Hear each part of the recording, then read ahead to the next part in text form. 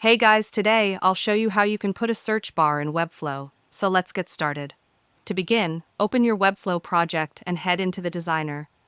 Once you're inside, look at the left side panel and click on the Add Elements icon.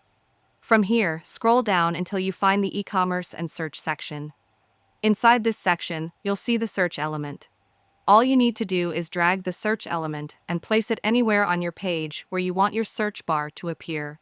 Once it's added, you'll see a full search component, including the input field and the search results page. Now click on the search bar to customize it. In the right side panel, you can adjust the styling like changing the background, border, text size, and colors to match your website's design. You can also edit the placeholder text to something simple like "Search here," so visitors know exactly what to do. Next, Webflow automatically generates a search results page, but you can customize this too. Go to your Pages panel and look for the Search Results template page.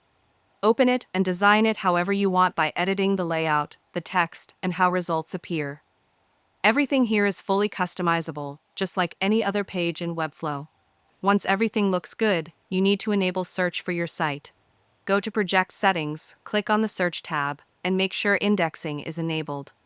Webflow will scan all your site's content so it can appear in search results. After that, publish your site so the search bar becomes active and starts working for your visitors. And that's it. Your Webflow website now has a fully functional and customizable search bar ready to use. And that's it. If you found this video helpful, consider giving it a like and subscribe.